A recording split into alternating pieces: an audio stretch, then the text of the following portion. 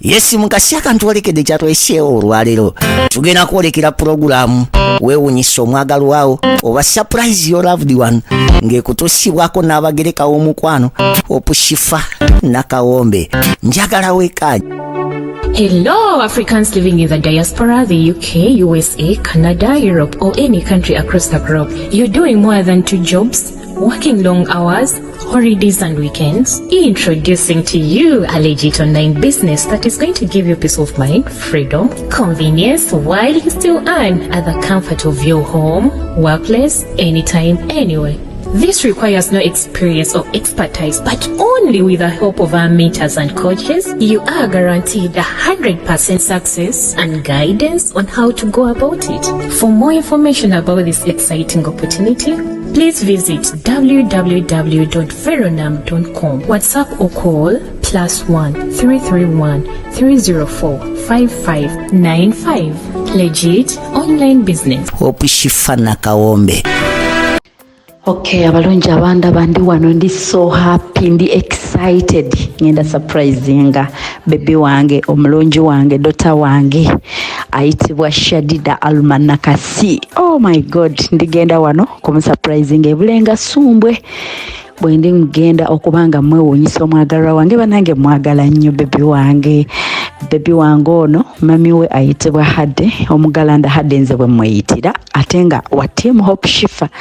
Hadde bannange, Hadde yajja ku team Hope Shifa ate munange ne tufuuka ba Luganda era mwagala nnyo. Kati baby waffe omulungi agenda tuula P.7. Baby wange mbedde naye muleze, mbedde naye mu lugendo lwe olusinga. So I'm really excited. Ngenda muwishinga success in her exams. Mwagalize all the best. Bwatyo mami yangambye nti Shifa munanga nti genda yo surprising baby omwagalize ebisinga, omwagalize ebirungi mu bigezo bye ebya P7 and era kye tuliko nange ne ngamba wow omwana wange why not, era nga mwagala nnyo era nga mwagaliza bisinga byokka mu nsi muno, mwagaliza birungi byerere. So mutugoberere mikwano temuvaako. Otulabira bannange bwe ntyo mwala wange mbalagako ku bimu ku biseera ebyo byembeddeko naye bye tusharinze naye era bwandaba simanyi na kumanya oba anareactinga atya. Nga ndabye ku ssomero simanyi wagenda kureactinga naye mubeereko mutugoberere. Nula kweli. Kisha kugambia atya? Bambi. Abada manya jja kusinka nani? Tamanyi. Bambi. Shadidah, my daughter, come.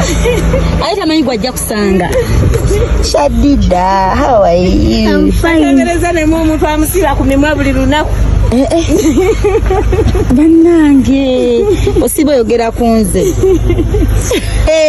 Mukulikayo mikwano. Tubuddeyo. Naye bali bakulembe. Kale. Wadde no tukyukola tudde ku kipande. Kati omugambye otya? Nagambye agenda chekangi. Omugambye yambala.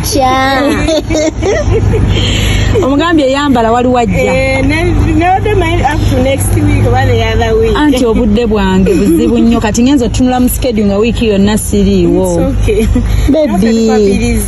Bannange tudde Kampala bannaye tweyanziza naye tulidde emisana ne tukulabako. Ye mukwano tweyanziza byonna byonna byakulyabye. Butono bambi. Kikyamuwe haga tugende. Na yeso surprise ataka tazileta hatataka ondinanze hokoza birungi kyenda sobi aibine birungi rwenda kulugume kuwadde rwenda olobulabo bwakumuka mubutona surprise.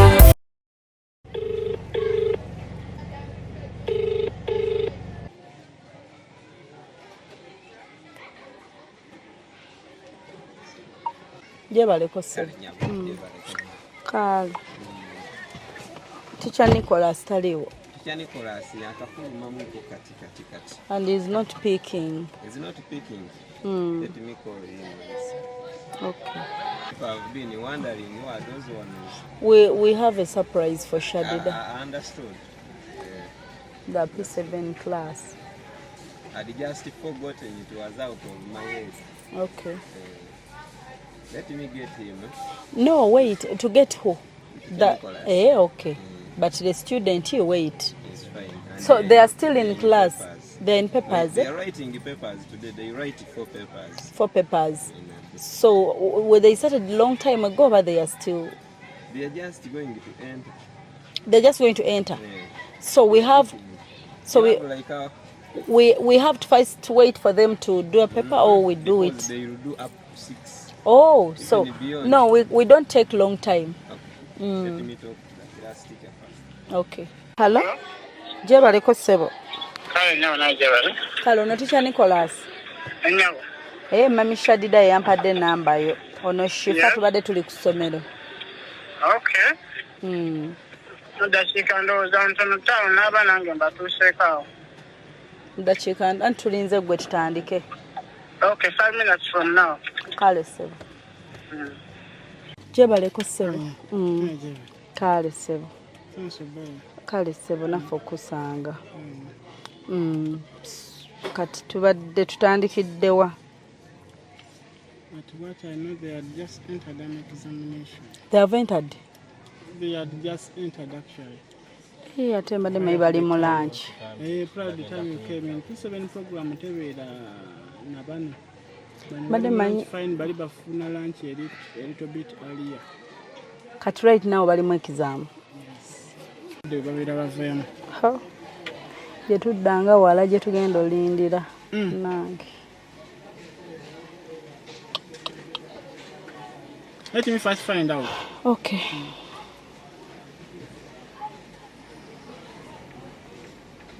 Katuddukeko entebe tudde buzi. Omanyi tu sitting here for 1 hour and some minutes. Ate nga neriri ssomero. Time naye egenda kuggwako nayo gye tulaga. Kuba mbadde manyi ke tuzze wano tugenda kukola tugende lumu. Ate singa twagenze dda nga tulinze naye oli atugambye bali kufuna lunch tebanaddamu mu pepa. N'atugamba tukikole just 30 minutes. Bamale bagiddemu. Bakubiridde odi nga bakayingira actually. Bakayingira. So kati mu ssaawa emu like 1 hour and a half bagenda baba bagimaze. Banaaba bamaze pepa eyo. Kati bama batandikirawo endala immediately. No. Okay, baba batandika endala. Naye for your program, you can adjust. Kale kati kabamale eyo tuddemu katwetoololemu katono tudde. But Entebbe is far. Tuyita ku express, it is Namulanda. Namulanda.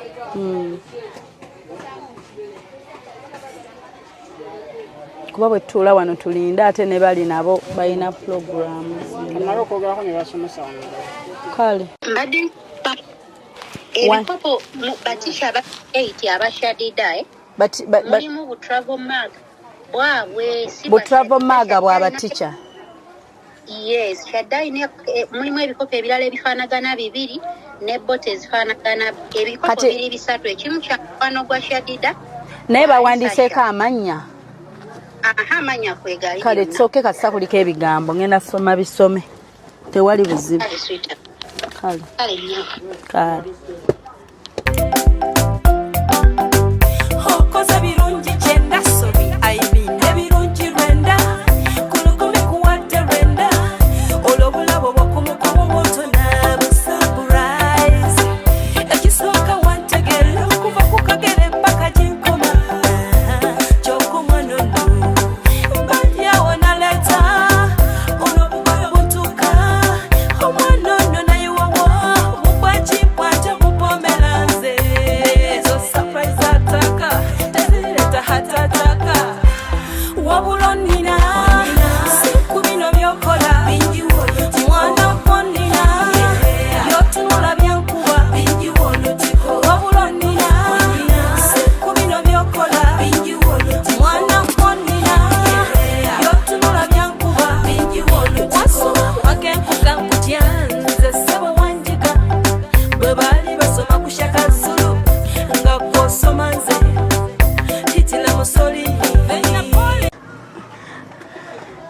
baba bajjeeyo naye Shadidah wuuyo azina amazina okufa oba bamugambye oba nnengedde omanya ali mu layini naye azina amazina wuuyo olaba teacher kati amubriefinga biki teacher ali mugamba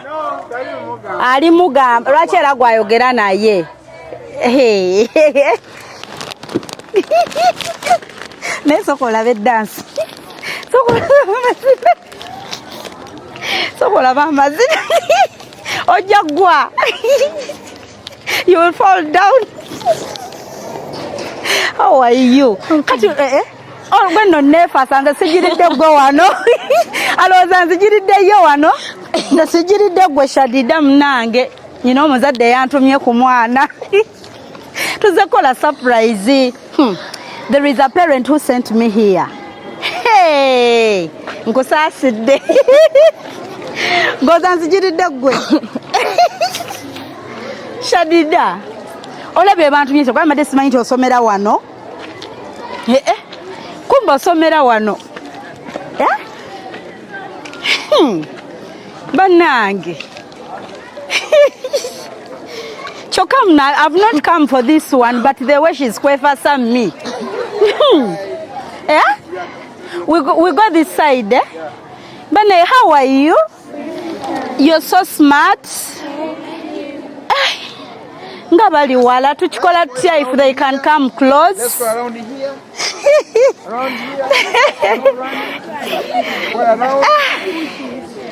Bananga, I'm glad to be here. Mpulire sanyu. Mumanyi? Nzani? I'm the mother of Shadidah. I'm by names of Hope Shifa Nakaombe. Have you heard of that name? Yes. Where? Munange nze bantumye wano ngenza olaba nga omuntu ajjono nga ampahaga nange badde simanyi kyasomera ne wano nakoma osomera eri ewalala. How are you? So we are here to surprise someone. Ababirabako mutero laba bwe tubikola batisha bafa abalungi tusanyisa basanga mwebale kubaawo yenze Nakawombe Shifa Hope nkola program bagiyita weewunyisa omwagalwawo surprise your loved one. Tutwala surprise before ebyenjawulo. So bantumye okujja wano kola surprise nange ngenza okulaba wano omuwala gwe mmanyi nga jampa haga oba bagambye mu surprise iyo baba gambye batyanga mufuluma tewali kye batugambye kati mwamusuubira surprise yani ani wama waniko omukono asuubira nti yiye ani osuubira yiyo nyama jangu ombuulire. How are you? What's your name? My name is Chigundu Nantongo. Chigundu Nantongo weddira nkima. Hey, nice meeting you, my sister. Wama lwaki ogamba surprise eno erabika yo? Kubanga ndi wa mukisa. Oli wa mukisa? Omanyi kali akayimba ndi wa mukisa? Wa mukisa? Okamanyi? Bakayimba batya? Katyongo no banga nyambeko. Muyambeko yesiga gwe How are you? I'm fine. Amanya. Nambite Shirat. Nambite Shirat agaye muyambeko. Towa mukisa razaliddwa lwana mukisa oli wa mukisa na agambye yo wa mukisa. That's why asubira surprise ye. Okay, kati ani omulala asubira wuno yazedda oli mbadde manyoze abalenzi temulinayo mu abakiikira asubira nti surprise ye kayiye tulinayo gayira aliwa jangu asooka ombuulire wama jangu ombuzeeko. How are you? Gwani? Gaya William. Bagame surprise ayo kayiyo. We kwegamba goli awo tosuubira. What are you going to miss ku somero lino? My teachers. Your teachers. Yes. What shows mogena ba missing? I'm going to miss them so much. You're going to miss them so much. Okay. We know geze posho badde ogirira ddala ne kuwoomera. Okay, so ani omulala inzo tugamba like something about your school and what you're gonna miss ku True Care mbagamba balaba TV. Aliwa ajja tubulire. Hey, he's a prefect, yeah? Yeah. Hey, mama mwesiga. Tubane kati mwesize. How are you? I'm fine, how are you? Amanya. Sempre is a pious. Pious. Chicho nza tugamba ku True Care fa abagenya abakyadde leero abatagimanyi. True Care is a quality school having very quality teachers. So we don't misuse them. We use them very well because we are the ones who need them. Okay. That's why we should consult always so that we are going to get good performance this year. So what are you going to miss? Kyogamba banengera kusubwa kino. I'm going to miss the good meals that are here. Chimere. The good accommodation facilities. Accommodation. And quality teachers that are friendly. They are friendly. Yeah. Kati teacher kyasinga okuba fane wano. Teacher Steven. Kiki kyasinga okola. Teacher Steven kaki kakola yakakali fane. You can come in class. Changes the face. You can be laughing. How does he change the face? I'm like this. Come on. Okay. Oh, so kati wajja bwato nga museka. So mugenda okuyingira okusoma nga muyingidde mood. Vibe? Yeah. Okay, ate omulala teacher Choya alina yakalifane ke yakola. Ya teacher akola. Come in class and when you have performed poorly, he says, "Where? Go there." He says, "Go, you go there." Ate omulala femunange. Nicholas.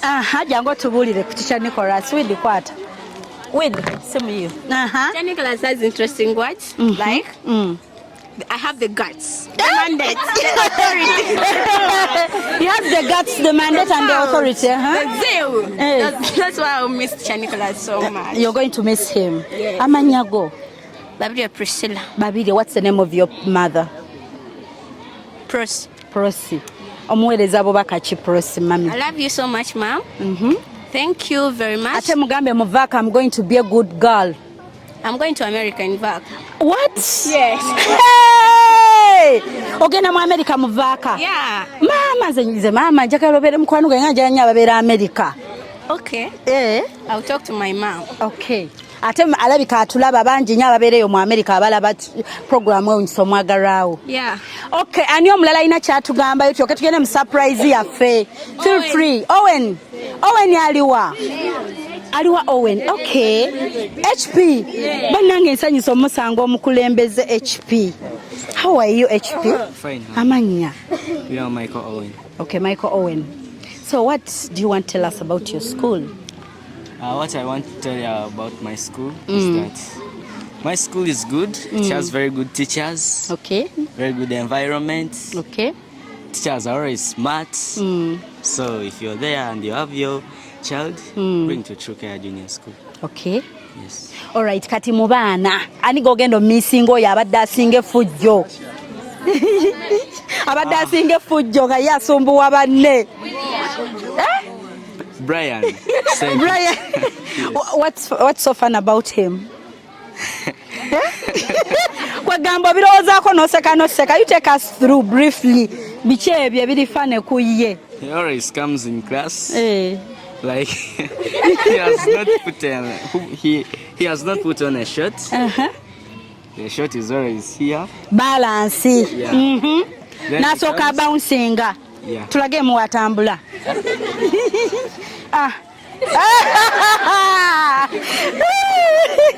Okay, kati ekyo kimuteeka wa muli abajeewulira nti kyekyo. Aliwa tumulabeko. Okay. Embala mazana ajisika. Jamma tubuzeeko abababa TV. Entambula yafojire seyo. Dayo tambula biri bye bangambye. Wuyo ajja. Gwe.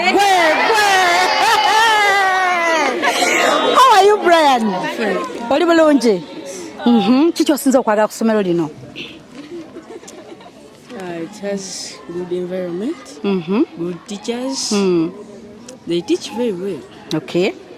Era ogenda kuyita bulungi. Yes. Okay, kati kuggwa ate naawe bakwogeddeko. Kati gwani goyinza okutugambako mu baana n'ogamba ono nange yansukkako mu banno babadde osoma nabo. Pius. Biki byadde akola Pius? Pius.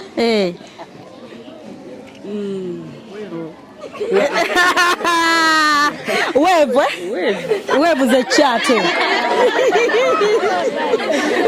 Wave is a chat. You sit down. Uh-huh. Comes like this. Hey. Like. Ali wachi tukolere. Jambo chitulage. Aha. Batugambye wave, twagala tulabe wave chechi. Wow.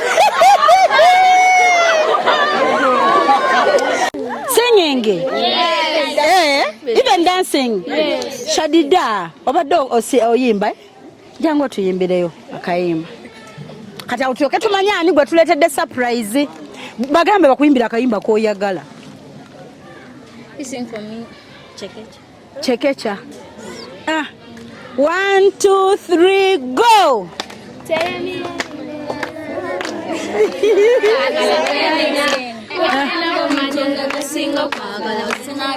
Tewemenya. Hey. Hey. Wait. Hey. Hey.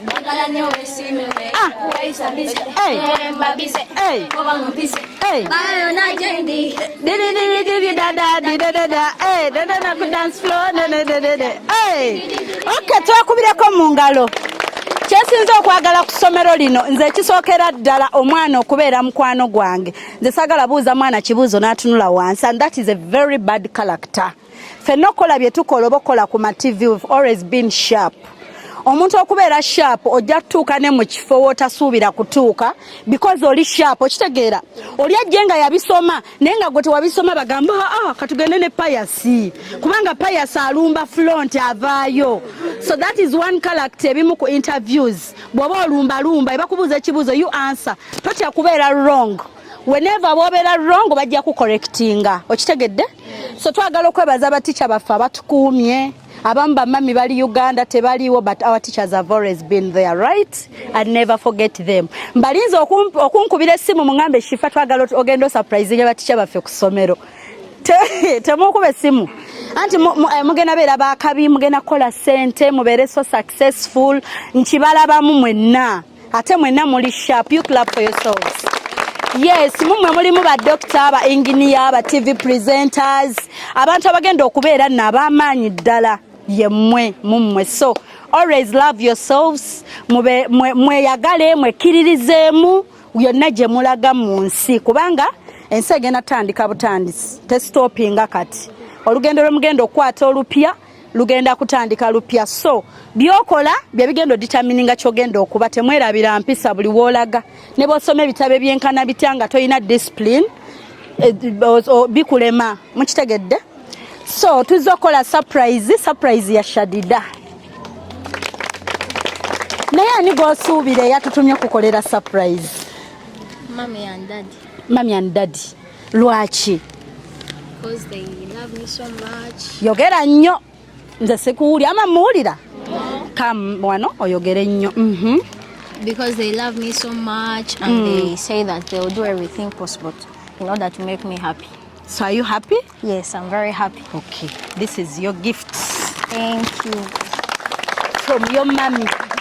Mami tugenda mukubira oyogereko naye batuwe kubiraba ebirala wano. Mami nange nabaddawo ne bankubira essimu ne baŋŋamba we want to surprise Shadidah.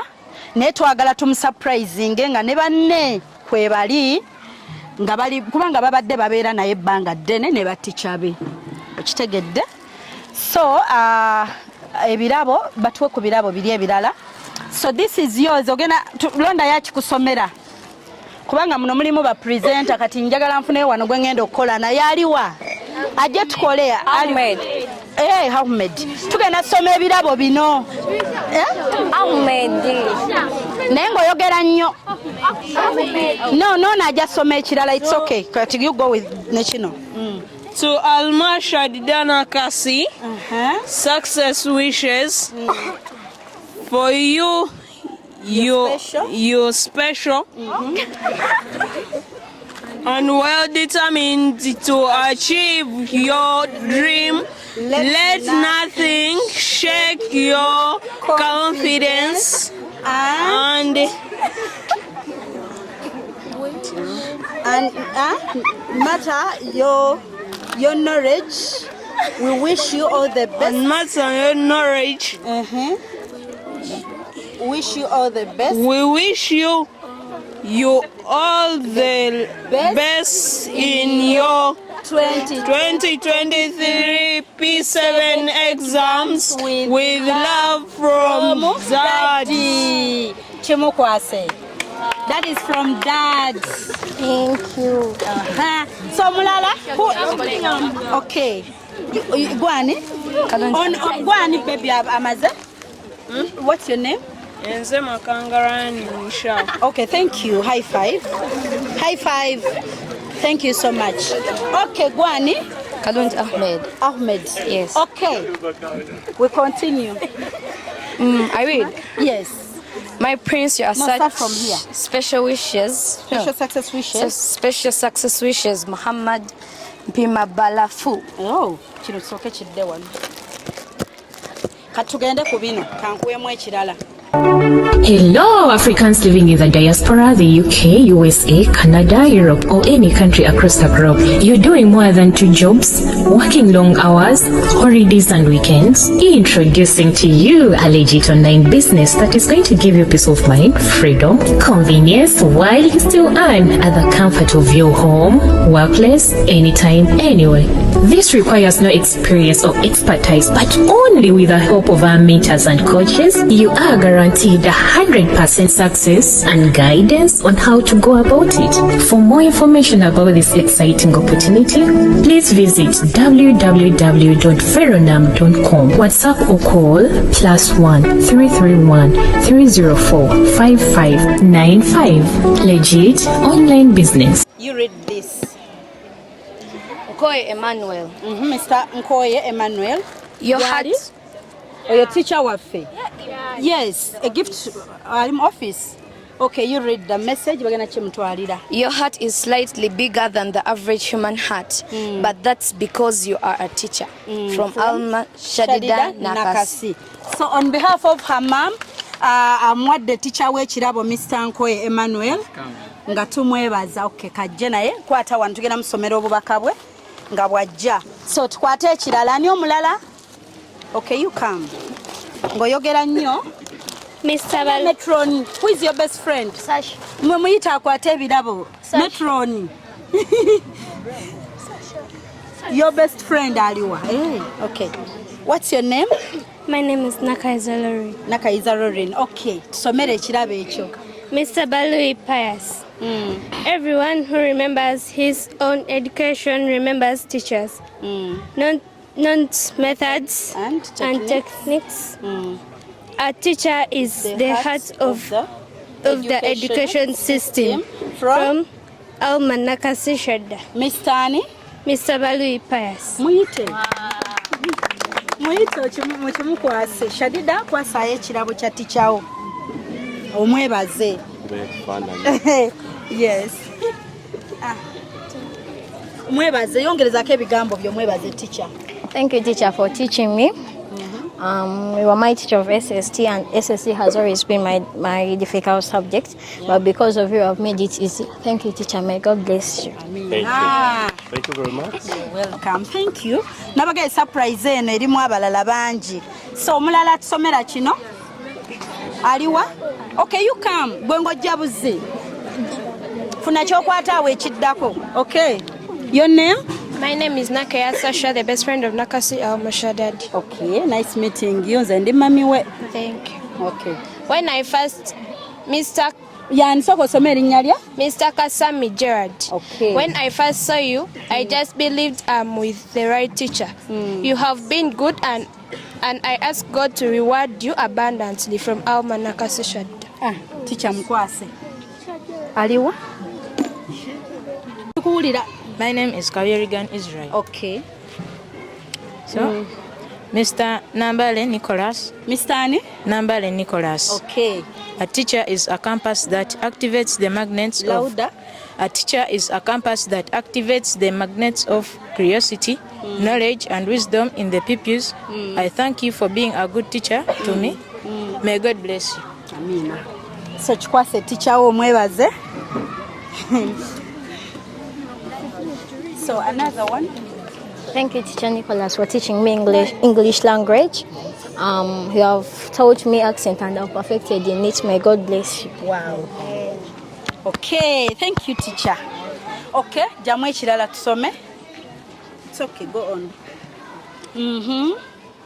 Everyone who remembers his own education remembers teachers. Okay. Not method and techniques.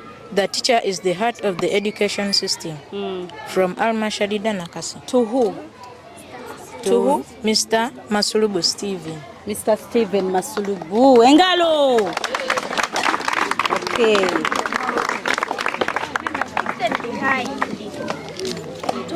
Thank you, Teacher Stephen, for teaching me mathematics. Mathematics was a difficult subject for me and I've perfected in it. May God bless you. Thank you so much. May God bless you too. Teacher, we are so Get the best Thank in you so much. the upcoming examinations, that is primary living examination. Amen. Thank you. So, Mr. Waiswa Eric. One teacher. Mr. Waiswa Eric. Okay. One teacher, one pen, one book. Yes. Can change the world. Uncle Eric, you will always be remembered for the good work done in my junior education. Yes. From Alma, Nakasi, Shadidah. Okay. Bimuwedeko ngajja. Nkwase. Thank you, teacher, for teaching me science. Science was a difficult subject for me and I perfected in it. May God bless you abundantly. Okay. All right. So, bajjamu ekirala batusomere.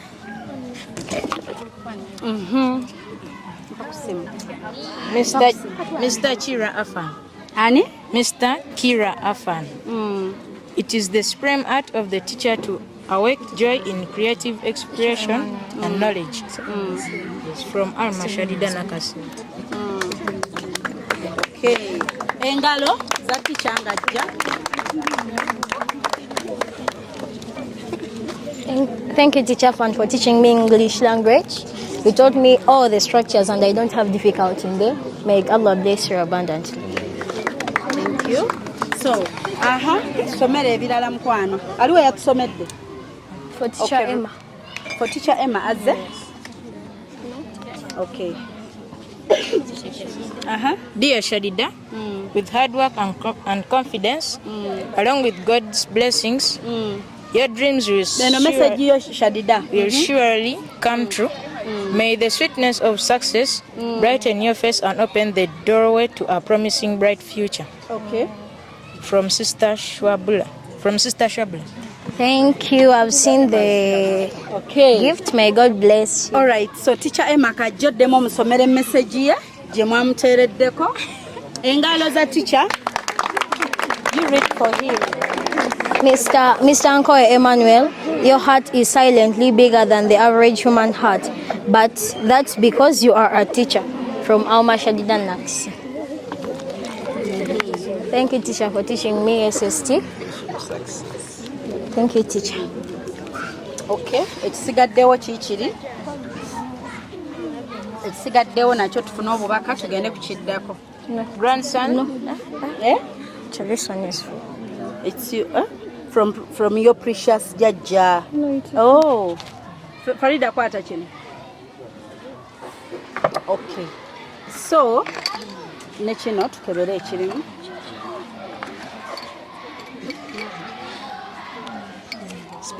Special success wishes, Alma, Shadidah, Nakasi. You belong to champions. There is nothing stopping you, my granddaughter. I wish you the every best in your 2023 exams. From Precious Jaja. Thank you, Jaja. Hey. Okay, bibyo. Then, kwata neno. Okay.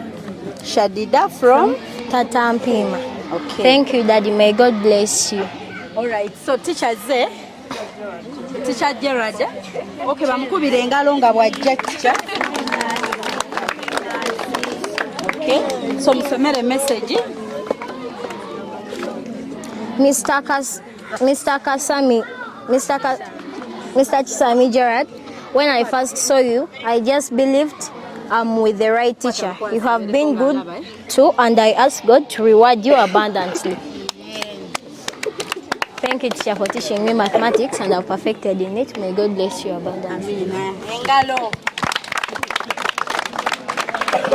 Okay, so obo bubaka bugenze eri baticha baffe. Neno gift wagifunye dda. Batugira we ne box.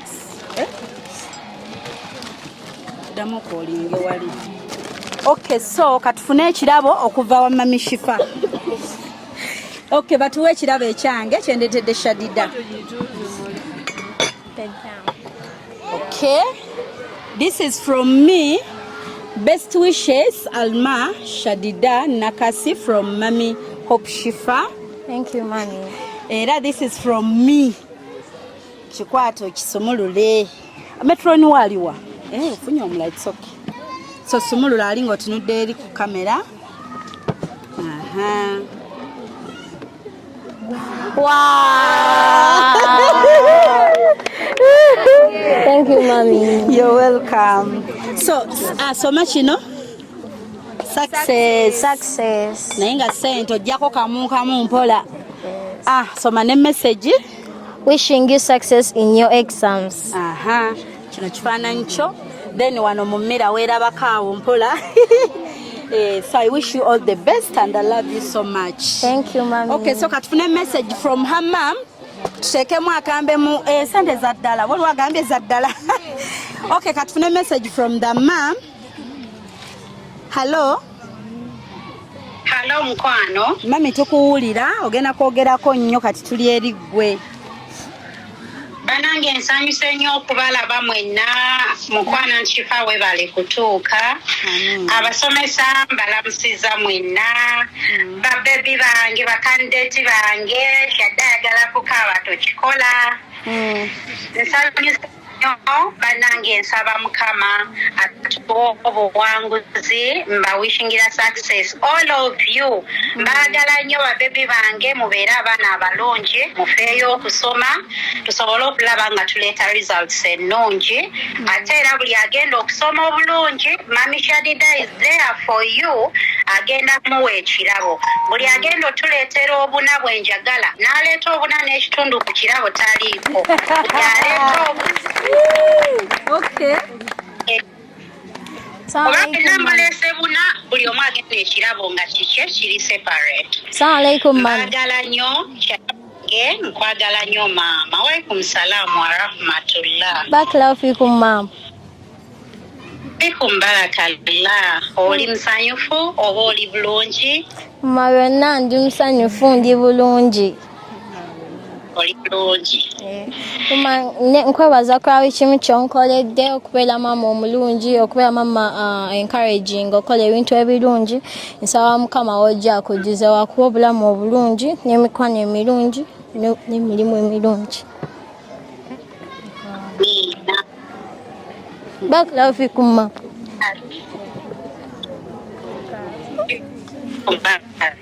Kale nange nkwala nsoma obulungi okuyita obulungi ebibuuzo byonna ekyama kyaffe okimanyi si bwe kiri kyogera nga buli omu awulira naye sigalako ogwo omulamwa olidde munange bannange ayogerako nayo kwebaza baticha kufuneka ayogerera abalala.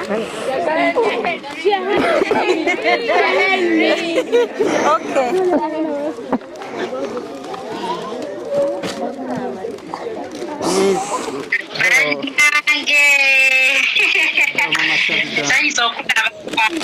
Nange nsanyusa okuwuliriza Mama Shadidah. Mwebale kusomesa abaana baffe, mwebale bakuuma. Banange tusiima bwe babeera mikono gyammwe nze kasitatuuka ku ssomero pulezida yonna gye mbadde nnina eggwawo. Naye twebaza Mukama okutuyisa mu myaka gyonna gye tuvudde n'atutuusa ku bibuuzo tumusaba era atutuuseeyo ate era atuyiseemu bulungi tuyite ne resulungi edda enda eddala ekirala bambi mbeebaza abatrukeya mwena kubanga Shadidah mumuleze from P2 kubeerye Kenya HM gyagamba gye twava baleyenga Shadidah waffe mumufudde omwana omulungi ye mwana atava ku ssomero n'ogamba nti omwana yakomyewo n'obuyisa naye ng'agomaanyi gamu abasomesa na byonna ebibadde bitatambula bulungi ne mugumiikiriza okuba nti temuli basomesa kyokka ate muli bazadde mubuulirira omwana watatambudde bulungi ne mugolola ne mutafaayo nti ffe ekitusasuza kusomesa banange tusiima nnyo okubeera abasomesa abalungi ate era abazadde at the same time mbaagala nnyo akalabo ke mbawadde katini naye mbadde nsaba mu kasiime nti kava ku mutima gwange. Amina tusiimye ddala era Mungu wojje addizeewo ddala tusaba nti byonna byongere okutambula bulungi okusingako ebibadde bitambula. Amina banaye bonna banda kazi baffe ne bakandideti baffe bonna mbatumidde Nicholas hi oyo Nicholas badde mutawaanya bannange naye alabika yansonyiwa dda Nicholas ye yansonyiwa dda mutawaanyiza n'ekiro nga bitabula ne mukubira Nicholas wano tukoze tutya bambi Nicholas thank you so much nkwebaza olwekyo nkwebazaamu akensuso ne bigaana ekukubira Shadidah n'alwala n'otaŋŋamba ne mugenda nti ffe mune tumaze ennaku 2 ku kitanda naye nga simanyi banange mwebale nnyo Nicholas I thank you for everything mwena batishazi baffe mbaagala nnyo ba mikwano. Kale mukwano olina b'otumirako? Banange siyinza butatumira munnange nze ngenda okusooka kutumira gwe wadde owulira nkugambe nti tweza nnyo buli kimu sigenda kumentioninga buli kimu weebala okubeera muganda wange omulungi weebale kubeera omukwano omulungi weebala okubeera maama omulungi eri Shadidah na buli omu ewo nga omuyisizaako obulungi nkwebaza era nsaba Mukama akusasule ye kyalaba ekisinga obulungi gy'oli sijja kugamba ky'osinga okwagala oluusi oyinza okyagala nga si kirungi eri obulamu bwo so nsaba Mukama akuwe kyalaba ekisinga obulungi eri ggwe eri obulamu bw'omukwano nensooka okutumirako maama jjajja wa Shadidah e Masaka Ajati Mariamu Namudu Kawoko kwagala nnyo Mama Hadija nenzizaako maama akuzaalira antiko mami nkutumidde nnyo weebazaalira omulungi ono mpozi embyayo omwami wange banange nkwagala nnyo weebale kutuzaala weebale kutukuza kubanga gye tuvuddeyo n'omayo ka Shadidah kafenga ka bebi n'ofuuka taata omulungi nkwebaza nkwebaliza ddala era nkwagala nnyo mwami wange Mr. Kanyike I love you so much banaye neyanziza mikwano. Kale mukwano katukusiibule tusale keeki yaffe abaana tubaleke badde ate bakole papers tubajjemu papers bambi kale banaye twebaza nnyo abasomesa kale mukwano mbeere bulungi kale tukwagala nnyo we miss you so much till we meet again. Inshallah, I miss you all, banange. Okay. Kale. Shadidah tusomere ekirabe ekyo ekibadde kisembayo. Kale mukwano. Okay. I pray for you to recall. I pray you recall to mind everything that was taught and you explain every detail as it should be. God bless you as you sit for your examination. From Mami Janat. Okay. Thank you, Mami. I've seen the gift. May God bless you. Okay, Mami Janati. Era nga naye mukwano gwa Mami ali mu team Hope Shifa. Tweyanziza Mami Janati. Mubyetegereza bulungi nga tewasigaddeyo birala. Muddeyo mwetegereze bulungi emmotoka nga bwe tusala cake. Tugenda sala cake yaffe eno kuliko True Care Primary School.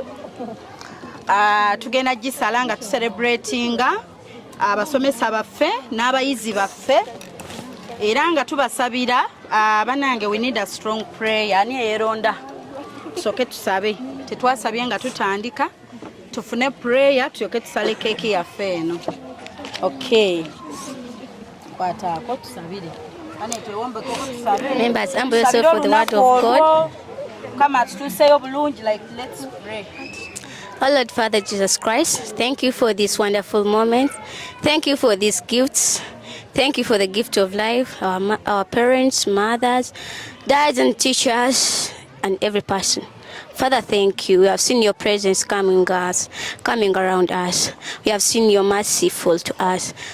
As Father, you say that you always put your eyes and minds on the righteous. Father, true, we are the righteous, Father. As you have put your eyes and minds on us, Father, continue being with us. Father, come and take over as we are going to end until the day will come to heaven. In Jesus' name I prayed. Amen. Okay. All right, thank you so much. Sembera, nibaticha basembere tugenda sala keki ya feno. We are celebrating us. We celebrating anga faba True Care Primary School. Kwata akambe. Shadidah. Kwatako netichao. Okay, we are going to count from 7 to 0, then we cut. Okay, we go. 7, 6, 5, 4, 3, 2, 1, 0. We wish you success. Thank you. Hey, Mama, since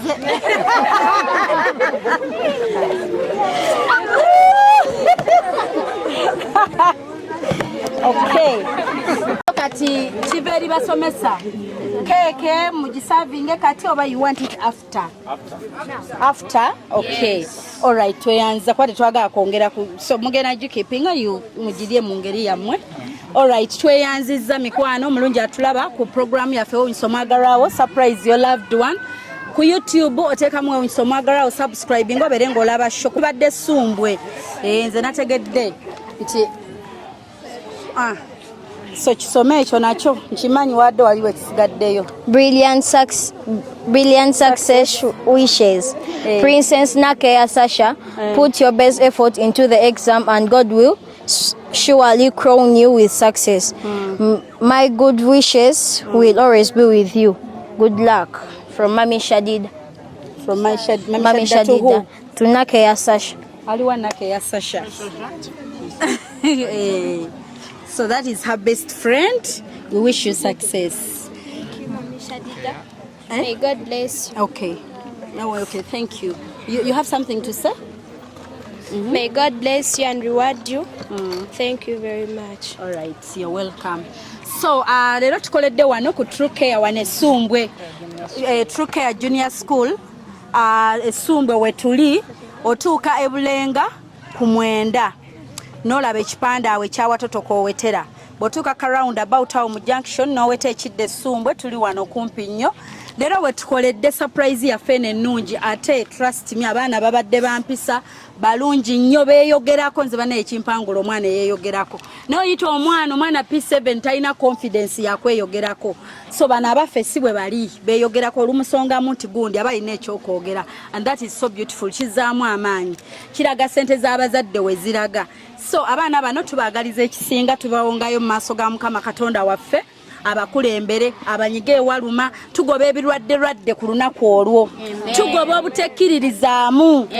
Tugoba okwegamba ansa zijje buzza omuntu abamu oba omanyi ansa naye nootya noweetya okwetya okwo kudde ebbali kwamanyi baticha bamwe babataddemu ekisinga confidence mujambale mutambule nayo buli we mulaga mwekkiririze mugambe we going to do it. You're going to do what? Yeah, you're going to do it. We love you so much. Bazadde bamwe babaagala nnyo babaagaliza ekisinga. Make them proud.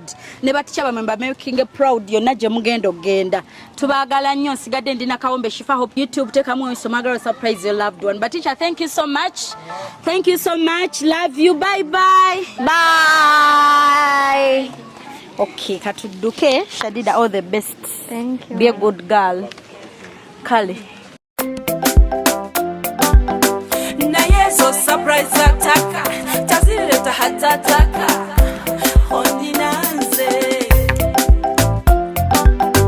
hokoza birungi genda sobi aibine birungi renda kulukumi kuwate renda olobula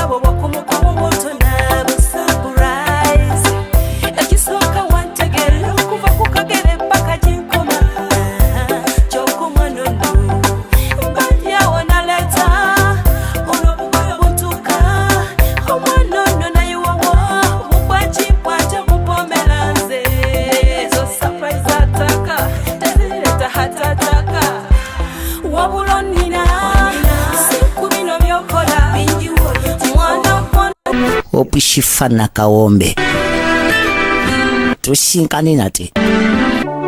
Hello, Africans living in the diaspora, the UK, USA, Canada, Europe, or any country across the globe. You're doing more than 2 jobs, working long hours, holidays and weekends. Introducing to you a legit online business that is going to give you peace of mind, freedom, convenience, while you still earn at the comfort of your home, workplace, anytime, anywhere.